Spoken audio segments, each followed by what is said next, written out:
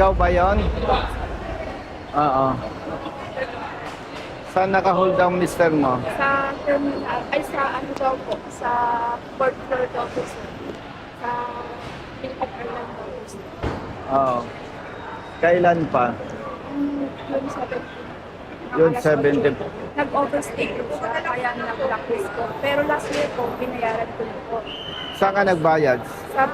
Sa BI. Mas galing po ako kanina dun sir, kasi pinakabalik-balik po ako. Sabi po, Pabalik-balik ka sa BI. okay.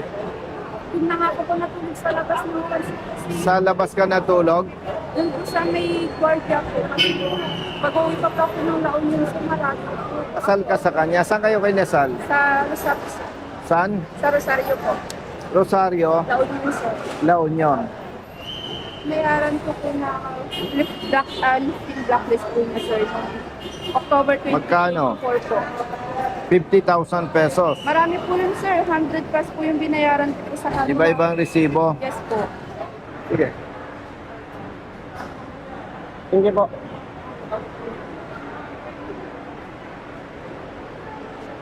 Ayun pa po. Sir, ano pa po sir?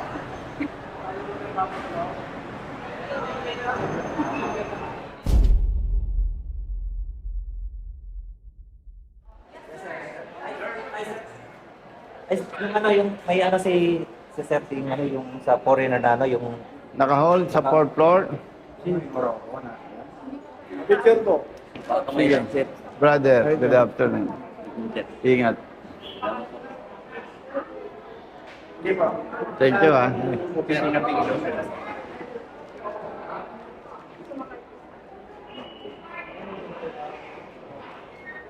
Saan may personal brother dito ng BI? Ang Immigration. BA po kasi sir, nandito po yun sa loob po yun. Pero wala silang opisina sa labas. Tingnan nga natin. Doon natin i-verify yung mister niya. Picture na muna ako sir. Thank you, sir. Pwede ko po kayo sa Brother. mga dun sir. Hindi ka po siya natatanggal sa blacklist. Pero nakapag-coordinate ka na sa main of immigration. Yes po, galing po ako po. Tapos pinapasa-pasa kasi nila ako na umapit sa akin ng mama ko po. Tapos na Kay Congressman. Picture na po.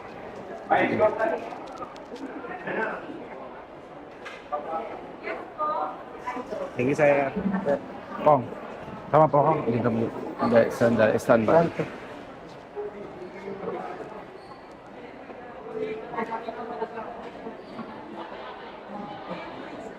Brother.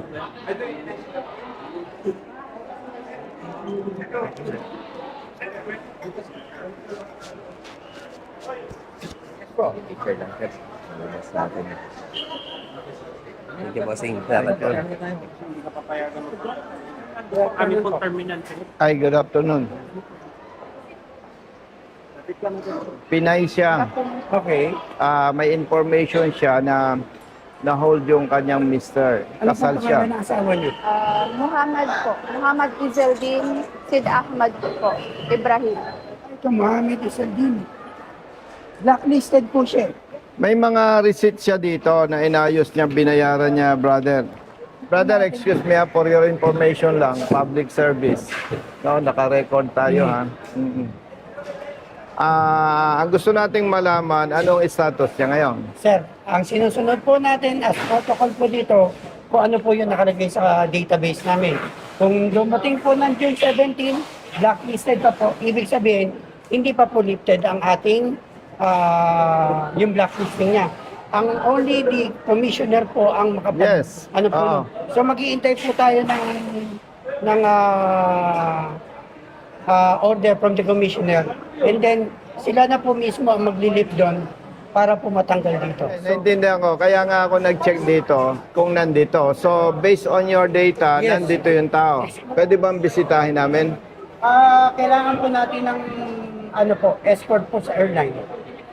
With respect sa iyo, brother, siguro ikaw magko-coordinate. Sige po, tara po, sige lang. Passes na lang. Po tayo sa pass Oo. control po. Good afternoon. Kasama ko po si Colonel Busita, Congressman po. Okay, meron tayong sa excluded pa. Salamat po. Philippine Airlines. Asawa daw ng Pilipina. Blacklisted, so na hindi natin napapasok. Gustong bumisita. nag-ano si Colonel Busito na lane.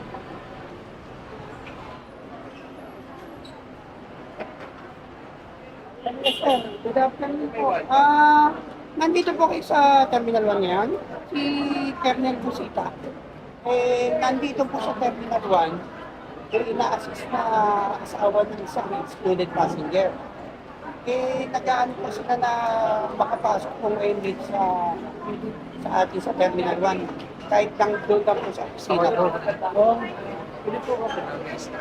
Kaya nga po eh. Yung tipong wala ka na pong tulog. Matapos lang po. Thank you. Brother. From Sambales po, sir. Okay. Sa Dani po, sir. Sambales. So, hindi po namin nabayaran. So, last year lang po nabayaran. Diba? Thank you po, sir. From Sinalo po Sambales. kayo. Opo. Lagatid lang po. Ingat.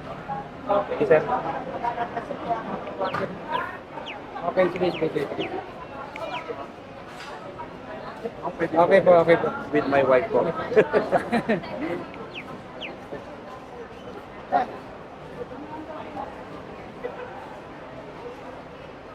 Thank you. Thank you po, Ingat. Congressman.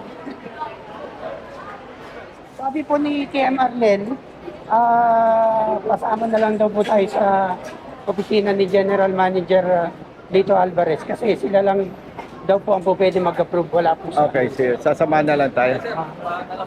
Okay, sige. Thank you. Mrs. Halika.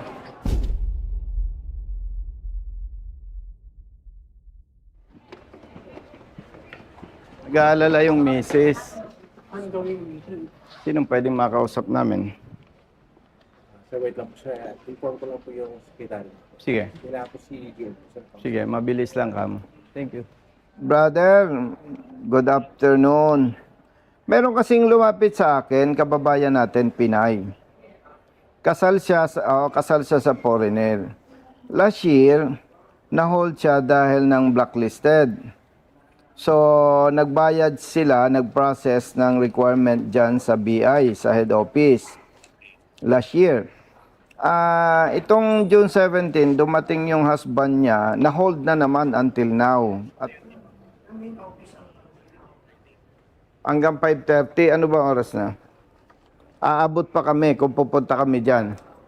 410 na po. 410. Walang ano tayo.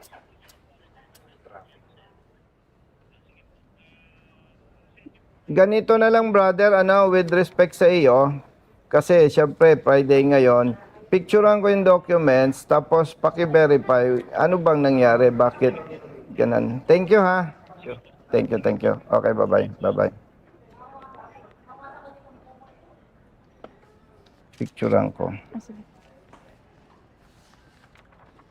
Pareho ito, tsaka yan. Opo, naka-attach po dun sa lifting po niya. Sir, nasend ko na po lahat. Nasend mo na Po lahat. sa office nyo. Yung mister niyo po ba, bakit na blacklist? Nag-overstay po ba dito? Overstay. Nung last time po, nag-overstay po siya. Okay. So, nung last year po, Indigency. So, indigency. So, nakabayad na po lahat yes ng po. penalties. Opo. May Okay, resibo. ngayon po, pinorward ko na po lahat dyan sa staff ni Commissioner Biado. Ang tanong brother, kung tayo nasa kalagayan niya, siyempre gustong makita. Ano ba ang polisiya ninyo? Magpa-escort na lang tayo hanggang sa... Nandun na po sa opisina ko yung asawa po niya. O sige. Pinababa ko na po. Okay, thank you. Thank you po. May excluded passenger kami. Kailangan, gusto lang daw po makita ng asawa yung passenger. Nandun na po sa opisina ko. Ano sir eh, actually si Sir Robert, nasa meeting ka sir eh. FGM. Oo po. Oo nga po, hindi rin namin ako. Kasi nandito si Sir Alvin. Pwede po bang... Sir, mangingin ako din ng permiso.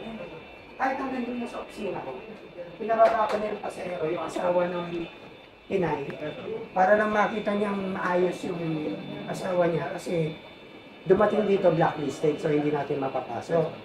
So, it's been 4 days na daw. So, nagwo-worry na ang asawa. Iyaano lang natin. May office mo? Nasa office lang. Dito nag-aral yung husband mo. Sa Baguio po. Ilang years? 1 year po sa Baguio, tapos sa Dagupan po is 2 years po. Brother, yes. Check ko na po, initially, hinahanap natin itong documents na hindi ko po kung nasaan. Pero naipilit ko na rin po sa terminal pag yung subject natin. Anong status niya? Hinahanap pa po yung documents po niya. Yes po, national ID po. Pinapatrace pa po namin. Alam na rin po ng disposal staff namin, inasikaso na po nila Congressman. So anong So, balikan ko po kayo. Balikan ko po kayo once ma-confirm namin kung nasaan yung documents.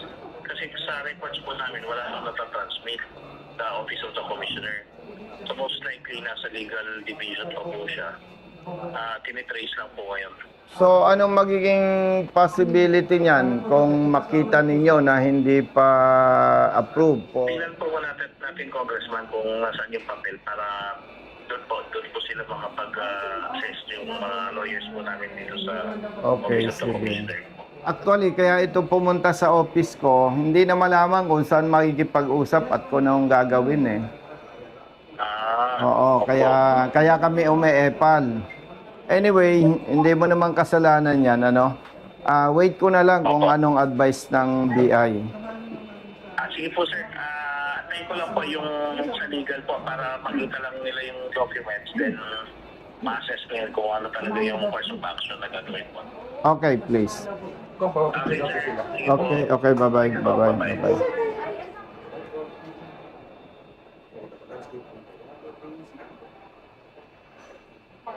Kaya kayo, huwag kayong mag-asawa ng foreigner, ha?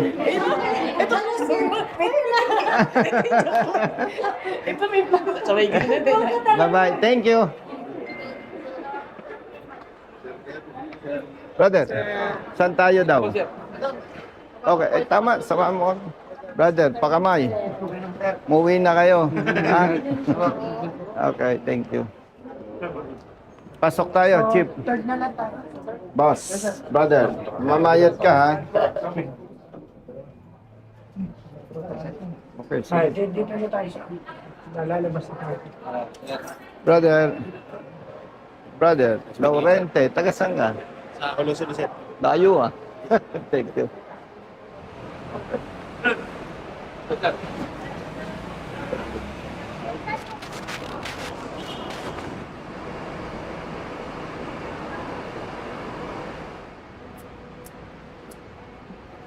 Dapat may brother, BI assistance desk. Meron naman po doon sa main office, kung nagpunta po siya na main office, dapat po na siya. Brother. Ingat.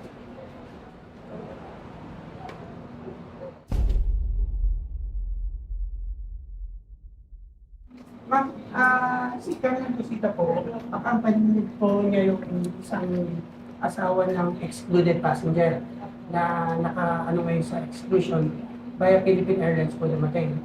Since blacklisted po, hindi po napapasok. And nag-worry po ang asawa.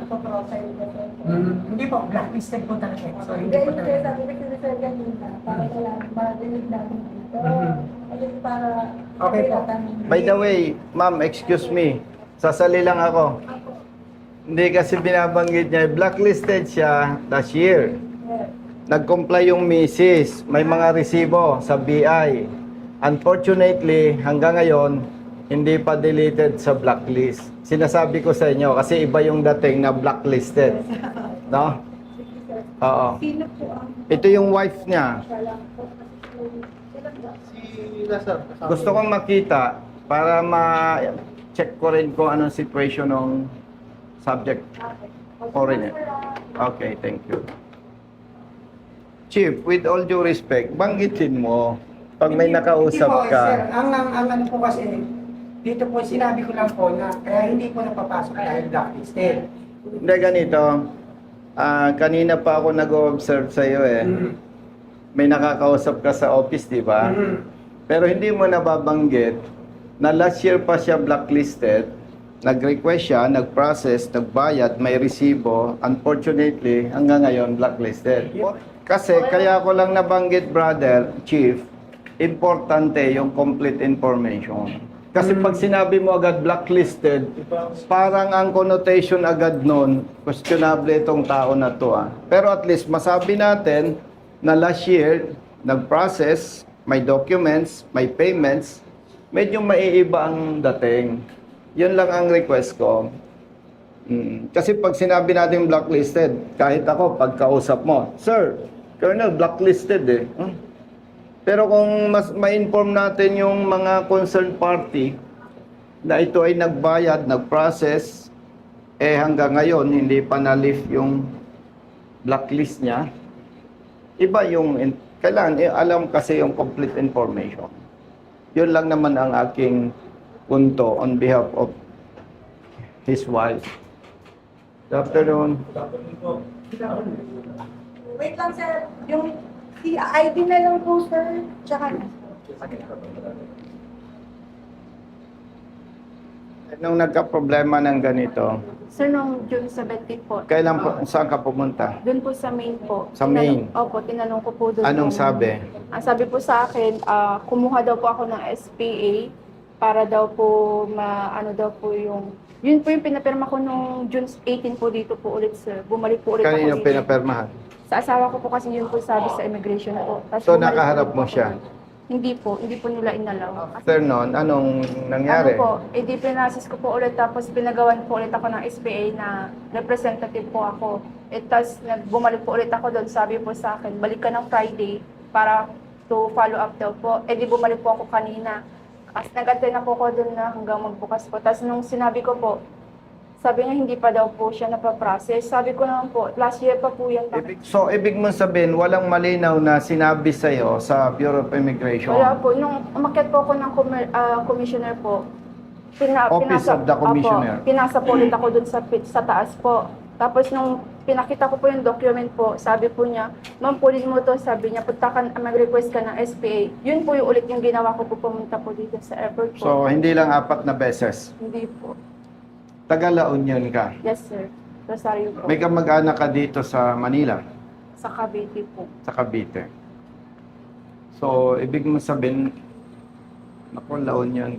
Nabiyahe kasi galing pa po siya lang. Ibig mong sabihin, sa La Union ka umuwi. Opo, sir. Nung June 18 po, nung June 18 po, after ko po nagpasa po ng SPA, kapilitan po na umuwi po ako ng La Union. Tapos bumalik po ako ng alas 12 kanina po, ng madaling araw. Nag-antay na po ako hanggang mag-open po yung immigration po para maaga po akong matapos sana. Pero yun po. Receive na lang ako dito, sir. Thank you, okay. Salamat po.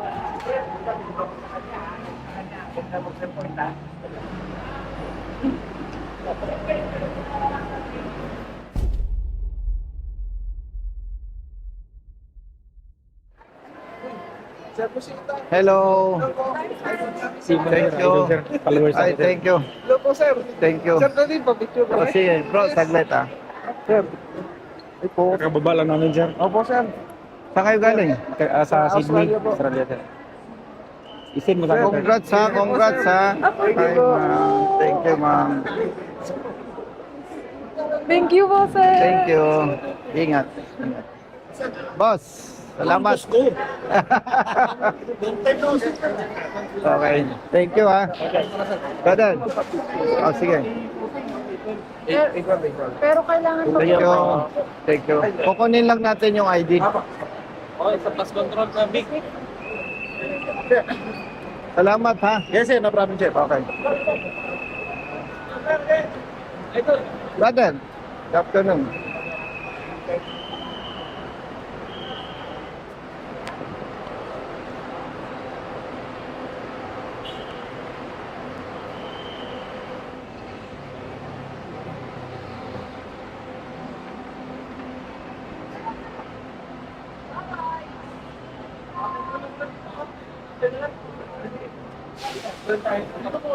Hindi na kami peperma. Ma'am, thank you po. Salamat po. Thank you ha. Thank you. Si TM ang Brother. naman. Salamat sa assistance. Chief. Ingat po, ingat po. Salamat. Chief. Totoy Vivo. Yes, thank you po. Ingat po, ingat po. Ah, sige.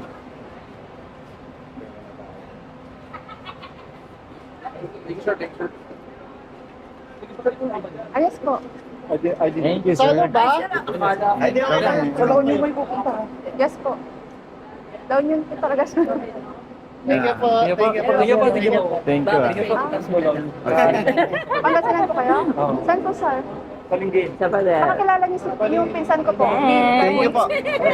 Billy Carbonell po. Brothers, Oo. bayad to, ha? Halap siya, tapos na-destino po ulit siya dun sa... Sir, thank you. Opo. Thank you, ha? Thank you. Dito ko po dati yung retirement na si Brother. Kapitula po. Kapitula po. Si Thank you. Ingat kayo, ha? General. Ingat. Thank you, Dito ko po brother. yun. Brothers, sabi mo sa tropa, ha? Thank you.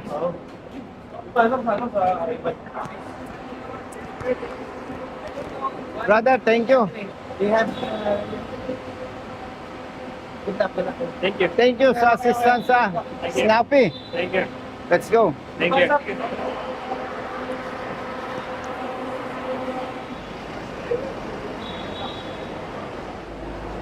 Hanggang ano oras trabaho mo? Alas 5 lang sir, pero okay lang yan. Okay. Overtime. Okay, kita na kita.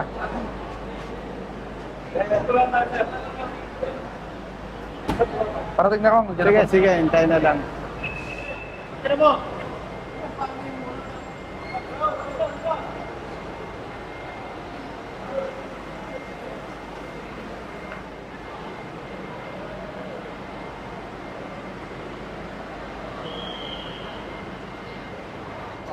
Thank you, sir. I-open mo yung likod. Okay. Then if you are not here, I will stuck for 1 month. Yeah, I know that.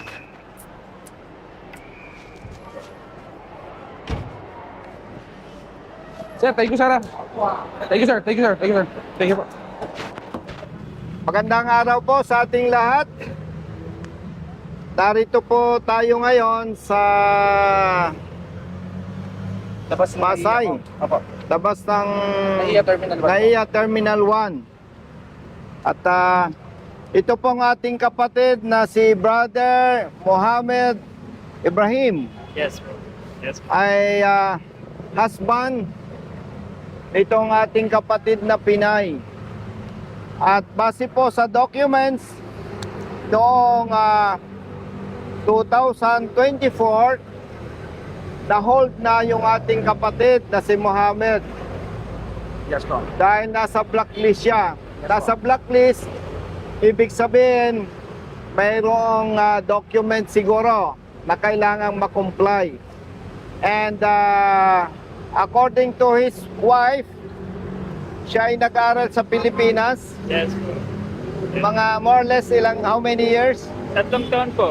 3 taon. Kita mo, ang galing mag-Tagalog. No? And itong June 17, Yes, bro. bumalik siya sa Pilipinas. Na-hold siya ng Bureau of Immigration. And ngayon ay 20, kaya 17, 18, 19, 20. Kung bakit sila ay katabi ko ngayon, itong kanyang misis, yung kanyang wife, ay pabalik-balik sa Bureau of Immigration. Yes, po. Walang malinaw na advice kung ano ang kanilang gagawin. Kaya ang ginawa po natin with Brother Matt and other staff, pumunta tayo sa Terminal 1 sa Philippine Airlines. Yes, po. Para alamin ano ang status nitong ating kapatid na si Mohammed. At napag-alaman natin, doon pala sa holding room, Yes. walang bed, walang maayos na facility. Para kang nasa isang open office lang, open office, tama? Yes, bro. At hindi maganda, hindi nakakatuwa. And mabuti na lamang, Brother Matt, Yes, po. mayroon tayong kaibigan sa Bureau of Immigration, agad-agad nating naitawag ito. Hindi naman natin binaraso. Ang sabi natin sa kanila, ano ba ang status? ano ba ang dapat nilang gawin. So nakita nila sa fines na sila ay may application, may mga resibo ng pinagbayaran at yung kanilang application ay dated October 11, 2024 at ngayon ay June 20, 2025. Kaya hinihiling natin sa Bureau of Immigration, especially sa Commissioner, na sana huwag nang danasin ito ng iba. Bagamat itong ating kapatid na si Mohammed ay foreigner, tao pa rin siya. Ibig sabihin tao, dapat ay tinatrato siya ng tama sa pamamagitan ng pagproseso ng kanilang documents sa lalong madaling panahon. Hindi katulad nito, ilang months nang inabot, no? At itong ating kapatid na Pinay, pabalik-balik pa from La Union to Manila dahil wala naman siyang kamag-anak pala dito sa Metro Manila. Tama? So, ganun lamang. Ito po ay of course, sa tulong ng ating mga kaibigan sa airport, no? Hindi ko naman kilala, hindi ko na isa-isahin sila. Inilalabas natin itong video na to, one, para ipakiusap sa Bureau of Immigration na sana wag ganito. Pangalawang purpose, bakit inilabas natin to, ito ay pangalawa na sa ating inaksyonan na may problema sa Bureau of Immigration. Na sana mabigyan ng atensyon itong mga ganitong problema. Na iangat natin ang antas ng ating public service. Regardless kung foreigner or Filipino o Pilipina, dapat ayusin natin ang serbisyo at wag nang maulit pa. Kanina, mayroong security area na hindi kami pwedeng mag-video. Siyempre, respeto sa authority, hindi kami nag-insist. Kaya doon sa aming pag-uusap, doon sa proseso, ay wala kaming video. By the way, tama-tama, ang aking t-shirt ngayon ay Real Service Advocates of the Philippines, hindi Road Safety Advocates of the Philippines. Binuo namin ang Real Service Advocates of the Philippines, RSAP, para hindi sasabihin ng iba, masyadong epal si Colonel Busita, pati hindi problema ng motorista pinapakialaman. At sa ating mga kababayan na magkakaproblema na nangangailangan ng tulong, basta legal, basta tama, kakampi po ninyo kami. Congratulations. Thank you. Okay. Thank you, sir. Congratulations.